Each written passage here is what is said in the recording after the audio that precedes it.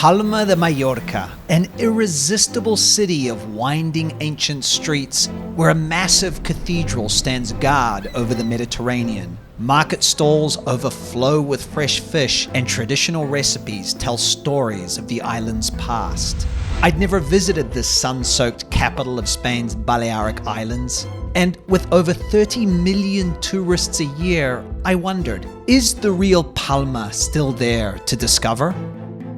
Enter Alex. Hey Alex, Hey how are you? James, how you doing? Originally from the UK, she's called this island home for 20 years, and she runs the popular YouTube channel Mallorca Under the Sun. Palma is an amazing city. We've got plenty to see as well. This is the passion that I love when somebody shows you around. I've never been here before. I've been following Alex's channel for a while. As well as the key sites that you have to visit, she's promised to show me a different side of Palma. The local haunts, the family-run spots, the places where tradition isn't just a tourist pitch. But what I didn't expect, that exploring this city would completely change how I think about travel. Okay, James, so we are starting our tour here at one of the most, no, actually, it is the most beautiful bakery here in Palma. It's beautiful. And the best thing is as well is that you can actually see everything being baked as well, because you have the open bakeries here. The Obrador, amazing. And this is interesting. It says Arqueología Gastronómica Local, like local archaeology. So I feel like there's a history aspect, and I can smell it as well. Yeah, I think we should go and check it out. All right, you lead. Okay. On the edge of the St. Jaume neighborhood is Fornet de la Soca. Hola, ¿qué tal? Here, husband and wife Tomeo and Maria Jose are part pastry chefs, part historians. They work to recover and preserve this island's ancient recipes. You just come in here, guys, to this pastry shop, and it's warm, it's cozy. You can smell and see all these sweets. Here, every pastry has a story behind it. Mira, es una receta de mi bisabuela, que es esta señora, la madre de mi abuela, Sí. de mi abuelo, perdón, Sí. que era una gran cocinera. Sí. Entonces recuperamos de ella esta receta Sí. que teníamos guardada Sí. y es esta ensaimada. Maria Jose brings out an incredible spread of food. I hope you're hungry, Alex, because you're ready to eat. I'm glad you didn't have breakfast. And we start with the cocas, traditional flatbreads from this part of Spain, topped with vibrant vegetables, meats, or fish. Many people describe the cockers as pizza without cheese, but it isn't. It's much more of a short crust pastry. It's very dry, it's crispier. This is just stop one of a long day with Alex. So yeah, I'm excited. A bit overwhelmed. That's absolutely delicious. It is, isn't right? It's just like a mouthful of the Mediterranean. Peppers, vegetables, parsley. Yeah, and also the pastry's wonderfully crispy as well. Yeah. Sometimes you buy these and the pastry's really soggy, but this it's a perfect texture. On to the next coca. Maria Jose shared that cocas were the product of necessity and resourcefulness. After baking bread, women would take the leftover dough and whatever ingredients they had, maybe some peppers, a bit of fish, and pop it into the still warm oven. You see there in this, guys? It's got pine nuts on it. Oh wow, sweet. There's a beautiful sweetness of the caramelized onion. There's something else. And rosemary as well. Rosemary, that's You can it. really taste the rosemary. Rosemary, yeah. Where has Palma been all my life? You know. Next, we move on to the empanadas. And we'll see what's inside. We've got peas and meat. I can't remember. I guess there's pork. Oh wow. I thought it might be a little bit dry. It isn't at all. It's so moist, and those peas. Oh my God, it's such an interesting combination. Here we have the pie with the little piggy on it. These beautiful handmade pies. Okay, a lot of pork in here. You can see it. There you go, Alex. How you hanging in there? Okay. It's sweet. This one is a sweet one. It's a beautiful porky flavor from that sobrasada, the soft spiced pork, but there's a sweetness as well. We just cut, and Dani reminded us that Maria Jose told us in the rich families, they added sugar because sugar was something that was expensive, and so you've got this savory pie with sugar in it. Yeah, and hence the sweetness. So good, so good. If you had money, you had sugar. Yeah. If you had sugar, you put it So in the just food. throw it in things because Throw it it's in. showing that you've got money. Okay, on to the sweets. Maria Jose shared that the 3 sweets we're going to try all likely have Jewish origins. And Tomeo mentions how they still bake for the island's Jewish community. Bueno, la comunidad judía de aquí Sí. nos pide panes judíos de vez en cuando, Sí. los viernes para celebrar el Sabbat. Sí, ¿no? Bueno, nosotros tenemos esta ensaimada, Sí. que es una ensaimada con una forma muy primitiva. Sí. Y es la misma que la de un pan judío de fin de año. Vale. ¿no? Entonces, bueno, por eso nosotros pensamos que el origen de la ensaimada tiene raíces judías, Sí. porque digamos que con el tiempo se cristianizó. Sí, vale. Y entonces se le ponía manteca. Saim, ensaimada, significa mantecada, que tendría mucha Manteca de manteca. cerdo, sí. Sí, manteca de cerdo. Sí. Entonces, pensamos que es como la cristianización de este pan. We start with a pastry called a rubiol, which also has Jewish origins, but was also later Christianized and is now typical at Easter. That looks like it has dates. Dates, in. okay. Quite possibly, yeah. It's like a jam tart. Yeah, But with a hint of Christmas about it. that's true.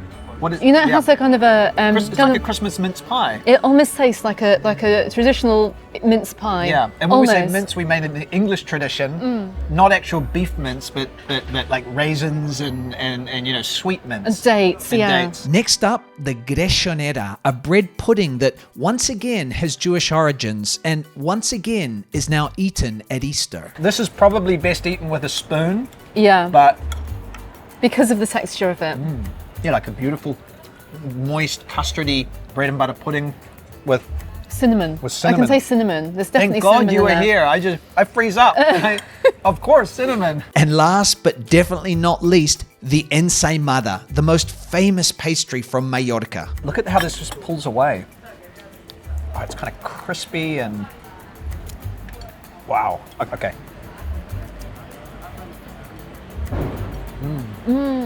Compared to everything which is really strong, they're more subtle. They're not super sweet. There's a savory quality to them, but Yeah. that's what I love about them. There's like a hint of sweetness, but they're also quite savory and sort of moist, a little bit oily. You know, there's something Yeah. lovely about it.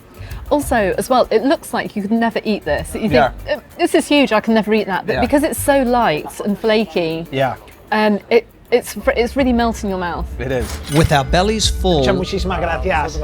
it's time to explore. During the Middle Ages, the city was a vital Mediterranean trading hub due to its strategic location between Europe, North Africa, and the Eastern Mediterranean. Over time, this historical central neighborhood, with its stunning buildings and courtyards, became a swanky area favored by Mallorca's aristocracy, merchants, and pirates. It was owned by pirates. By a pirate. A Apparently, this is what I have been told, and they used to store contraband here, so tobacco. And one of the most impressive buildings is Mallorca's first luxury hotel, now a cultural centre, which kicked off the island's long tradition of tourism. It was built at the turn of the 20th century. Okay. And it was also the first hotel that has electricity and a telephone. You can really get a sense of how this used to be a former hotel. And look Yeah. at this, look at The grand staircase. and also the skylight with the natural light pouring down too. It's beautiful, huh? But within a few hundred meters, the neighborhood changes dramatically. Wide boulevards give way to narrow streets. Carrer de la Mar, Sea Street, reveals that we're approaching Mallorca's famous port. You can almost feel it, right? You kind of like just looking down these streets down here, you get that sense of the salty kind of port area. Everything becomes a bit more cramped and kind of romantic, right? A little bit mysterious. We head down narrow streets that were once buzzing with merchants and sailors. Then suddenly, the street opens out to a majestic Gothic building. Okay, so we've come out here to what was the commercial maritime trading centre. This is Okay. the La Lotja, Okay. and it's now actually a free exhibition centre. You know, to build something like this, maritime trade is important. Yeah. An old church to kind of capitalism or something like that, right? What a beautiful building. Just the kind of the immensity, the simplicity of it. It does feel a little like a church, right? Yeah, I know. This is what I first thought when I moved here, but it's Yeah. not. You know, this was the former maritime trading area. One thing I love, it might be hard to capture it in the camera, but just these huge windows with the palm trees out here. The sky, the kind of the boats right here, just in the port. While the sun may have set on Palma's maritime trading empire, the sea remains critical to this island. So you can still see evidence of the fishing culture that we still have here in Palma. We've got the fishing nets which lie all along this La Lonca area. And I was jogging yesterday and I saw these, I jogged past and I was like, is this an art installation? Are these still used? And they've just been, you know, left here, you know, between fishing trips. But yeah, the fishermen are still going out. The fishermen still go out. They go out probably about 4 or 5 times a week. They bring in the catch of the day. The fish then goes to the markets and to the restaurants. I know we're going to a market, so are we going to try catch of the day or something? I hope so, yeah, definitely. But it's not just fishing boats docked here. Palma's harbour has become a magnet for Mediterranean yacht culture, super yachts and cruise ships. It's a powerful symbol of how the city has become one of Spain's busiest tourist destinations, bringing both opportunities and challenges.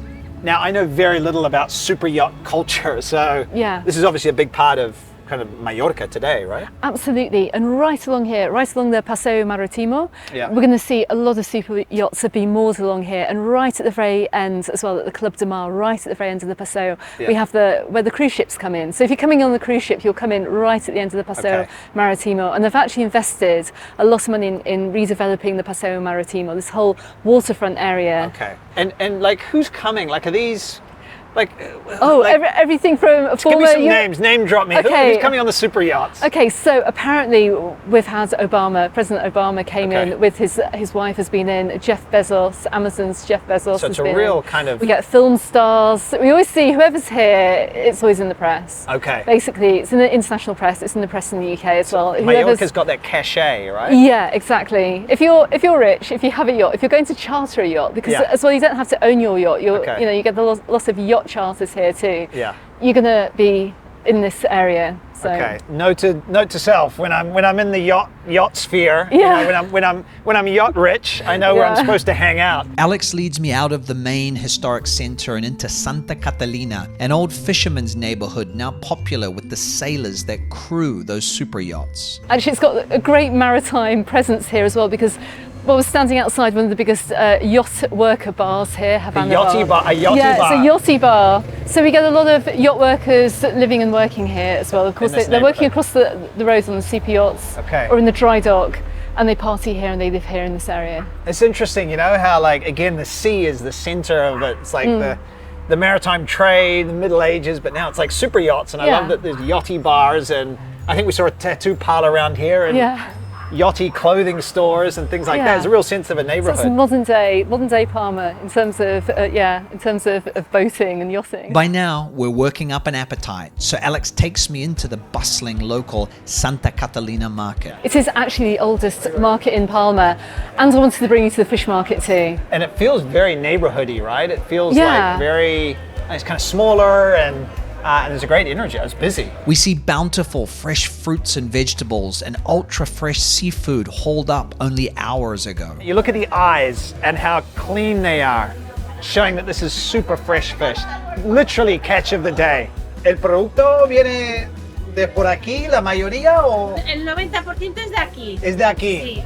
De los barcos que salen... De las barcas que les dejan faenar. Sí, ¿no? Sí, porque hay muchas restricciones y no pueden salir. Es más difícil hoy en día. Sí, esto es la gamba roja. Gamba roja, de aquí, de Mallorca. De roja. Sí, la pesquera suele ser entre Andratx y Sóller. Vale. Y después también tenemos este carabinero, que también es de aquí. In Spanish markets, amongst the fishmongers and hanging jamones, you'll find little tapas bars and restaurants where local restaurateurs turn market fresh produce into simple, delicious meals. Alex leads me to one of these spots, Amar. Soy James. Kevin, encantado. Here, Chef Damian fuses fresh local seafood with new ideas and international ingredients. What they call the taco with a langoustine that's been slightly breaded, it looks like, with this beautiful kimchi mayo. Got some mango, all in the lettuce, cucumber. All right.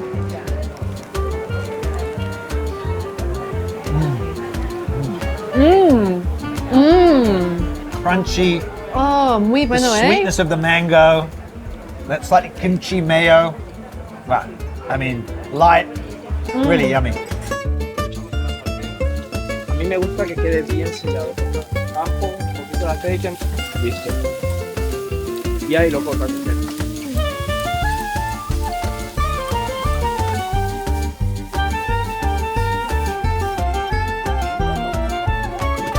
Bueno, chicos, y aquí tenéis el calamarcito. Calamar, I mean, you saw it being prepared from here. It's got garlic, looks like a little bit of spices or chili, a little bit of its own ink. Looks pretty good, Alex. Pimienton. Yeah, no, it looks really good. A little bit of parsley on top as well. Oh yeah, super fresh. Beautiful flavor of the calamar. And from here, big chunks of garlic in there. And as he said as well, it's been caught locally. Yeah. This is local Mallorquin calamari. But there's something also just knowing that it's caught local and that, you know, fresh fish you can taste. Yeah. When something is really fresh, it just has a certain something. That, You can almost taste the sea in it. And that Exactly. sounds ridiculous. No, but it's it hasn't true. been frozen and then defrosted. You can can. taste the sea in it. You can. Good choice, this place, Alex. Aquí Really in. tenéis unas zamburiñas a la plancha con salsa de miso y lima y cebollino. Okay, so scallops, right, from the north with miso and lime juice. And I think this is such a great example again of just fresh food like that last dish. It didn't look like much, but it just had the perfect texture, the perfect calamar flavor, a little bit of garlic, and this. Let's see how the flavor. Yeah, I mean the flavors are key, aren't they? It's Ooh. Tastes like a scallop, looks like a scallop. That sounds like the beginning of a bad joke. But you know, and the miso citrus juice doesn't overpower the flavor of the scallop. Super good. And last up, those fresh prawns that we saw on ice at the fishmongers are served up grilled and dusted with salt. So simple and so good. As is tradition in so much of Spain, take the head off, suck it. The gamba roja, the red prawn from Mallorca, is very sweet. So, ooh, it's true. Wow. that is so good. Sometimes that can be a little bit, the head, Yeah, but that's delicious. it's Hey? delicate, it's smoky, it's delicious. Okay. Oh yeah, again, there's that flavor like we had with the squid. It's hard to describe, but you can just tell these are so fresh. They're so delicate, but they're full of flavor at the same Yeah, time. exactly. Yeah, I think these are some of the best gambas I've ever had. Dani, would you like some prawns? Okay. Go for it. he Yeah, would. go for it, go for okay. it. All yours. Muchísimas gracias. Muy rico todo. Alex insists we stop at one of the city's most classic spots for traditional Mallorcan cuisine. Okay, this is Bar Joanfra, and Yeah. it's the most traditional Mallorquin food experience you're going to get in Santa Catalina market. Okay. For nearly 60 years, they've been serving up rustic, soul-warming dishes. It's a favorite among locals who come to enjoy timeless comfort foods, There's a lot more noise at this puesto, at this stall as well. like this rustic sopas mallorquinas. Sopas Mallorquinas, it's not a soup, it looks like more of a stew. Yeah. But all the vegetables, the meat here, it's soaked up the broth. Artichoke here. We've got cabbage. Cabbage. We've Yeah. got cauliflower. I mean, it's not the prettiest dish, but I have a feeling it's going to be yummy. Wow. Wow, that's kind of like. It's delicious, isn't it? It's And really the nice. artichoke is crunchy, it's not overcooked, you know? Often when these stews are made, everything becomes like, as my mother would say, boiled to billio, you know? But the artichokes have got real bite to them. It's just true comfort food, right? It totally, and especially at this time of year, with that humidity and the cold outside. So this is the variado, so it's like a bit of everything. Again, not a pretty dish, but this is traditional hearty food. Absolutely, and this is your frito mallorquin, so you have your liver here. Yeah, They're using, normally you have red peppers, but they're using green peppers okay. with potato and onion. I don't have a lot of liver experience. I didn't grow up with it, but I know, ethical to eat it all if you're going to eat meat, and also super healthy, right? This is super healthy. See you guys. Tastes like liver, but not too bad in terms of strong liver flavor. Okay, I'm going in again. Second bite of liver. It's growing on me. It's growing on you. Yeah, did you grow up eating liver? And I did have an occasional liver dish. Yeah. Yeah, until I was old enough to say no, but this is actually Until I pretty was good. old enough to speak and say no. And this is like an ensaladilla rusa, right? It's kind of whatever they prepared for the day. And I feel like if you wanted to try something really classic, I'm sticking with the sopas mallorquinas. Yeah. This is like, I mean, the liver actually is my favorite out of these things because it's the most unique for me and interesting. The others, I have often in other parts of Spain. They're yummy, but that is really, really unique. Ay, muchas gracias. We've been invited to another dish. Chickpeas, tomato, and callos. Let's see how it is. I haven't had this for quite a long time. This isn't normally my go-to dish. Yeah. Yeah, I do like tripe. Often when people come to Spain, they think the traditional dish is always a paella. Yeah. Or just tapas. But you come to Mallorca, you've got this really earthy food, meat-based dishes as well. It's very Mallorquin. You mentioned to me actually as we were prepping it that more and more traditional Mallorquin restaurants are disappearing and being replaced with sort of generic Spanish stuff. Yeah, just generic tapas bars and serve it or burger places or pizza bars. Yeah, I mean this is what we travel for, right? Yeah. The idiosyncrasy of each place. You can't just know that, right? If you came here you didn't know, you might think paella was typical, right? Yeah. To learn a little bit. Watch videos like this one or read Wikipedia, right? Mallorquin food and find out what is going to be local to try and search it out. We leave the market and Alex leads me to Es Jonquet, a tiny neighborhood right alongside Santa Catalina. And with its narrow lanes and old homes, it feels like stepping back into Mallorca's past. This is beautiful, guys. Just walking into this you wouldn't know it was here. Coming out of that market, there's a street, the cars. Hustle and the bustle, and then suddenly... It's a little like the version of the patios we were in earlier. Yeah. These beautiful orange trees here. And it also serves as a microcosm of the tensions at play in this city. I wanted to show you some of the street art that we have here in Es Jonquet and to give you an idea of what life used to be like over here in this area. So this is when there were families who lived off the fishing here. This house is abandoned, right? It's completely abandoned, but I do love the street art here, and you have to keep your eyes open as well. If you're travelling throughout the island, we have many street artists that paint the sides of the buildings. So they paint these wonderful paintings here as well. So keep your eyes out for them because I mean this is very iconic. It really does capture, the grandmother, the grandchild, the kids drinking from the fountain, the shopping. Who lives here now? There's still a residential, obviously, population, families that have lived here for years, they still live here. However, once again, you've got the new sailors moving in, you've got a lot of people who work in yachting live here, and also a lot of Scandinavians as well have come down and bought a lot of the houses down here. So the neighbourhood has changed a lot since I first moved here. So when did you move to Mallorca? In 200005. Okay, so what would this neighbourhood have been like then? Very Spanish. Okay. Very, very Spanish, and I've seen it get increasingly more, more international. International. Yeah. The city as a whole as well. Yeah, exactly. Yeah. Alex also mentions the hustle and bustle and noise that this quiet neighborhood is now dealing with. So we see these signs up saying basically just respect people that live here. This one here, it's kind of half covered, but it says, respect the neighbors. Respect the neighbors.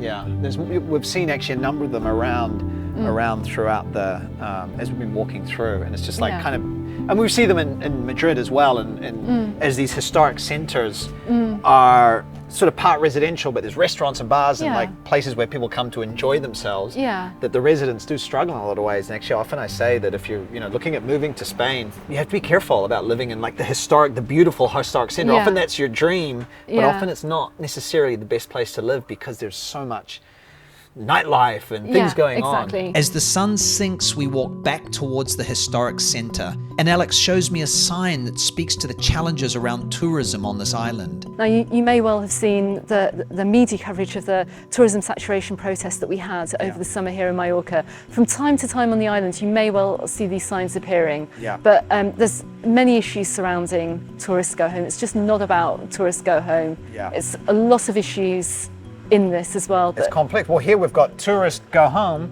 and then someone's written don't in the middle, right? And then someone's crossed don't out. And someone's crossed it out. Tourists go home. Tourists don't go home. Crossed out. Tourists go home. Yeah. Last summer, Mallorca was a focal point for Spain's anti-tourism protests, with some residents blaming tourism for driving up the cost of housing, which has become unsustainable here. Meanwhile, tourism is a critical 40% of the island's economy. I hope this video will show you how welcome people are here true. in Mallorca, Yeah. and how people really do welcome tourism and welcome people Yeah. to try the food, to come to the market, to get that experience. And how as tourists, you know, I do think we have an obligation to make some effort to figure out, well, what is the local food, right? Yeah. And not just get the paella and say, well, you know, some intellectual curiosity Yeah. and some curiosity to say, I want to try something from here. As my first day in Palma draws to a close, I'm struck by how the city seems to be sitting on a knife's edge, trying to strike a balance between maintaining its centuries-old culture and the pressures of modern tourism. And I head into day 2 with a renewed sense that our curiosity about a place, where we choose to eat, where we choose to spend our time, all helps shape what survives and what disappears. Day 2, and as a history buff, I'm excited. This morning, I'm meeting Alex in the ancient heart of Mallorca. You can't leave Mallorca and you can't leave Palma without checking out the really old town here, and we're in the heart of the Jewish quarter. It's beautiful just wandering around here in the morning. So this is the site of a former synagogue, and Okay. it's actually called the Mount Zion Church. Okay. So obviously it's been taken over by the Catholic Church, but we are surrounded by signs of the former Jewish presence here. Few physical traces of Palma's Jewish quarter survive today, though street names like Temple Street or Carrer de Cai, meaning Jewish quarter in Catalan, remind us of its presence. Alex leads me through the old city streets and quiet plazas, and everything is suffused with history. And like the Jewish heritage, little visible evidence remains of Palma's Moorish past. Built around the 10th century, these baths are remarkably well preserved. Light still streams through the ancient ceiling shafts, and you can sense the opulence that this family must have enjoyed. The adjoining garden, with its stone paths and Mediterranean plants, offers a moment of calm in the heart of Old Palma. Guys, you really need to come and visit these Arab baths. You know, outside the actual baths, there's this beautiful, peaceful little oasis, this garden. Just to wander through it, you know, there's so much stone in the old quarter, and to have the garden with chilies and roses and olive trees, it's gorgeous. And then when you go into the baths themselves, they're so well preserved. I can kind of almost imagine, you know, the wealthy family that lived here, and that was their place to go and relax. Given that there's not much left of the Moorish period, to have this is really, really special. Then, on December 31st, 1229, after a long siege, the Christian armies captured Palma. The royal palace, built in the 14th century on the site of the former Moorish fortress, still serves as the Spanish royal family's summer residence. But it's the cathedral that dominates the waterfront. Built where the city's main mosque once stood, its massive sandstone walls rise up directly from the Mediterranean. Many cathedrals blur together in memory, but Palma's is different. Its vast interior was transformed by Gaudi in the early 20th century, while the medieval features like the rose window cast colourful light across the stone floor. But we're hungry, and Alex has picked a sprawling, family-run restaurant on the outskirts of town that specialises in Mallorcan cuisine. We meet Carlos, who runs this place with his father and sister Marta. This place is heaving. There's large tables of mainly locals tucking into Mallorcan specialties and enormous slabs of grilled meat. They give me a quick tour of the kitchen to check out one of the local dishes that we need to try. Es un montón de caracoles. 50 kilos de caracoles. Then we sit down and the food starts coming. Carlos and sister Marta bring a large sobrasada to show us. It's the cured meat of this island, usually spread across bread, but in this case, it's been turned into a delicious grilled sausage. The cooked sobrasada. Normally you would spread the sobrasada onto bread. Yeah. But this, you can see it's been cooked. It's been cooked. Yeah. Yeah. Do you think it's going to be? I have never had sobrasada cooked like that. It's one of the flavours of Mallorca. Yeah, I think, right? Definitely. For you? Yeah, it's one of the flavours of Mallorca. When you go home back to the UK and you're like, I'm missing Mallorca. It's... Yeah, this is how it tastes. What should we try next, Alex? Your snails that I know you love? No. Okay, we're putting up the snails. So this is the tumbet, right? Yeah, it's grilled vegetables with tomato. Okay. Looks like aubergine there. Yeah, we've got some aubergine, you've got some roasted peppers. Looks delicious. That is so sweet. That's a good tumbet. That's a good It's tumbet? it's a good, yeah, Okay. it's a good tumbet, definitely. This is what I love. You know, these kind of places in Spain that are family run, rustic, loud. Exactly. You can have a big lunch here. You can be here for hours, and And you know you're in a good Mallorquin restaurant when it's really noisy as well, Yeah. because nobody speaks quietly here. amazing. Well, we've Yeah. got the snails. The snails is not our last dish. We've got more dishes coming, but Do you know what, James? What? I'm full. yeah, exactly. I'm like full right now. You're I full can't- until we get to the next dish. Yeah. Alex isn't a big snail fan, Oh. and while they're not my favorite dish in the world, they are typical here on the island. When in Rome, So, Shall I open the window? Alex, under the pretext of opening the window, is going to move away from the snails. Oh yeah. How's it taste? Is it kind of like a prawn? What's the flavour? You don't even know? No, I just can't. I can't eat it. I thought you tried them. No.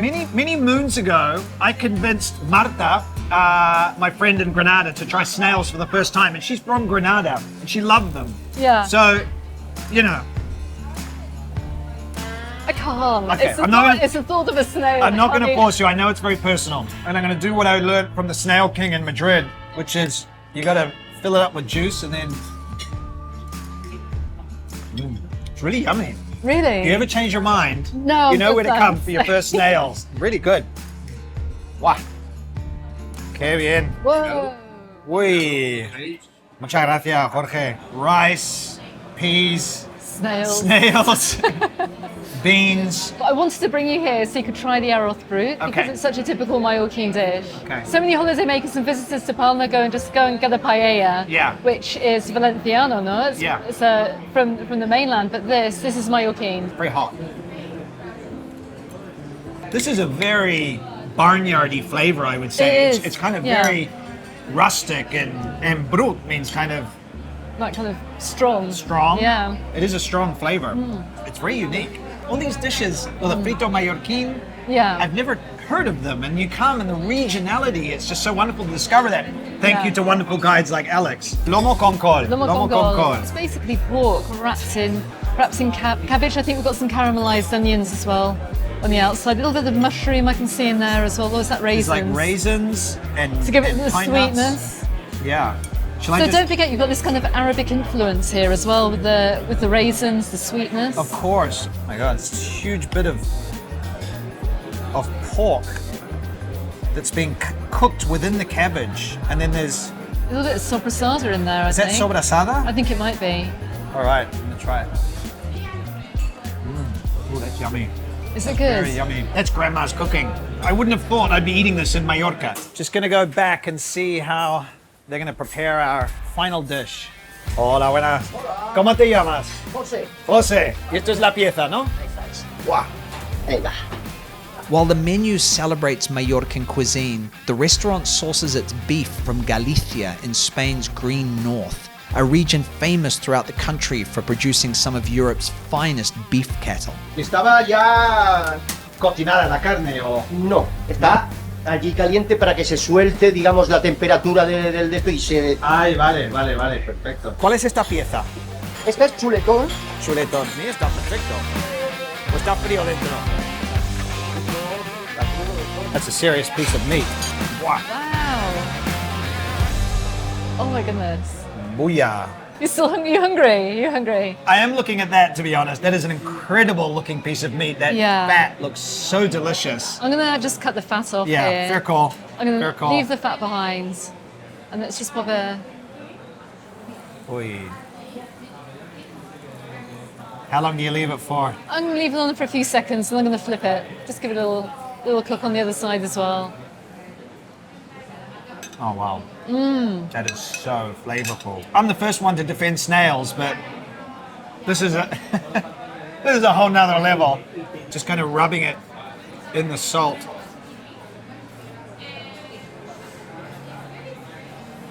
Oh my God. This is one of the best steaks I've ever had. Muchas gracias, tío. Gracias, José. La carne riquísima. Riquísima. I came to Palma feeling uncertain, even a bit nervous. With all the tourism protests, I wondered if I should be making a video about this place at all. But then something shifted. Listening to Tomeo talk passionately about his ancient pastries, sharing sopas mallorquinas in that rustic working bar, and being welcomed like family by Carlos, these moments changed my perspective. We're not going to stop traveling to places like Palma, nor should we. But when we do, I think we owe it to ourselves and the people here to travel with true curiosity about what makes this place, and any place, unique. Alex, such a huge thank you for taking me around these 2 days. And if you're coming to Mallorca, guys, or you're relocating here, whether it's trip planning you need or advice for moving here, you know who to get in touch with. So I'll put all the details down below. Check out Alex's YouTube channel, all about Mallorca. Thank you so much. You're very welcome. It's been a fantastic experience to work with you guys. It's been absolutely brilliant. Thank you, James. I'm very full. And now we're going to get on the plane, which leaves in an hour, and hopefully it can take off because that steak was large. But guys, if you want to check out more videos, some recent videos I've made about some of my favorite places to explore in Spain and to really explore the local cuisine and culture and discover that, then I'll put a playlist up here that you can check out, and we'll see you over there in a moment. All right. Ciao, guys. Bye-bye.